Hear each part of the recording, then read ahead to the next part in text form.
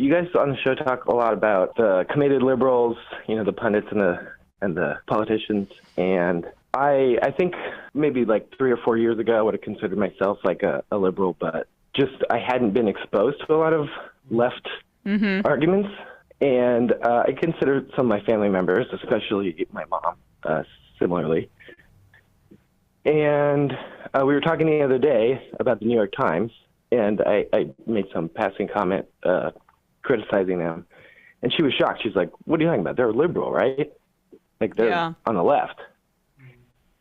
And, like, I know from watching the show and all that that's not quite true. But I didn't have, like, a solid resource to point her to.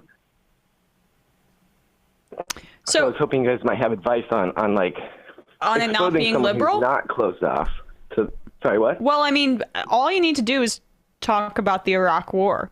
And you can point to the New York Times reporting on that very subject. You can point to the editorial board in that area. But you can also, if you just want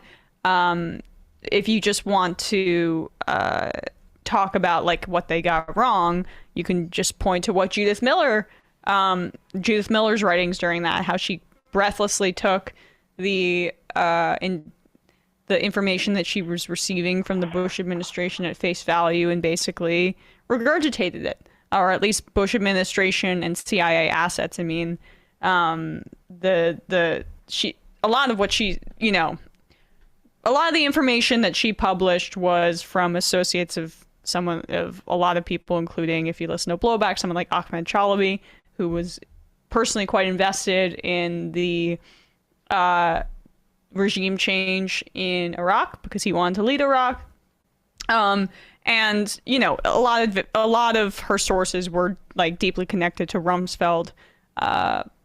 This is about the New York Times we're talking? Like, yes. Yeah, I mean, the New York Times, first, like, where to point, there's a few places. Milton Alamati has a recent book about how the way the New York Times covers a place like Africa, for instance. And you can see they are, in their own terms, a capitalist newspaper, and that's what they are interested in, is extraction and exploitation.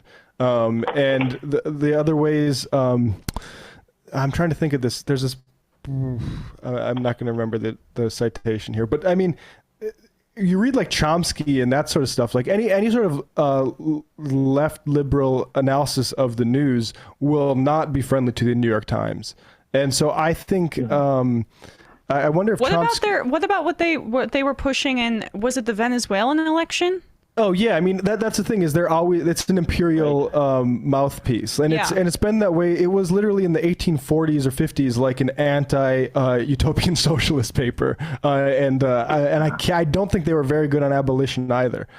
So like it's always been a paper like that, and I think I wish I had a better example off the top of my head, but it's pretty much everywhere in like a Chomsky style critique of the media. Basically. And you can, if you don't want to come in hot with like, some of our rhetoric that we're talking, to each other about, you can basically say, hey, a paper like the New York Times, they do good investigative work, which is true. And they have the resources to do it, which is true. But they present the right-wing framing is that they are left. And yet they consistently frame issues from a neutral perspective, which actually kind of helps the right because it equates certain positions with the truthful positions. Yeah, I would say like there's a salon piece, like Noam Chomsky. Noam Chomsky says the New York Times is pure propaganda. Like articles like that, I think probably the best way to start.